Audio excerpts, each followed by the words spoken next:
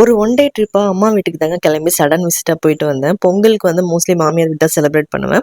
ஒரு one day மட்டும் ஊர்ல இருந்துட்டு வரலாம்னு சொல்லிட்டு போயிருந்தேன்.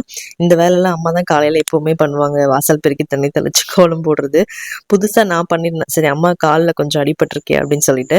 அதுவும் கொஞ்சம் நல்லா தான் இருக்கு. ஏர்லி மார்னிங் எழுந்து இந்த வேலையெல்லாம் பார்க்குறது ரொம்ப ஆக்டிவா இருக்கிற மாரி எனக்கு ஃபீல் ஆகுதுங்க.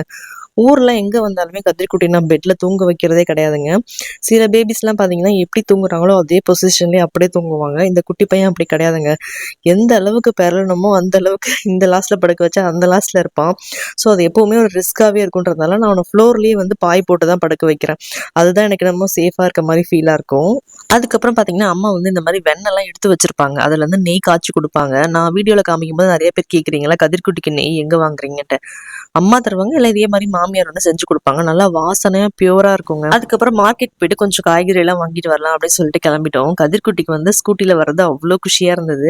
ஜாலியா வேடிக்கை பார்த்துட்டே வந்துட்டு இருந்தாங்க. அப்புறம் பொங்கலுக்கு தேவையான பூ, பழம் கொஞ்சம் வாங்கிட்டு, மீன் வந்து சாப்பிடலான்னு ஒரு பிளான் இருந்தது. அதனால போயிட்டு மீன்லாம் வாங்கிட்டு வந்து வாஷ் பண்ணி குடுத்துட்டேன். அம்மா வந்து மசாலாலாம் போட்டு வச்சிருந்தாங்க. அதுக்கப்புறம் லஞ்சுக்கு பார்த்தீங்கன்னா, சாம்பாரும், மீன் வறுவலும் தாங்க. Thank you.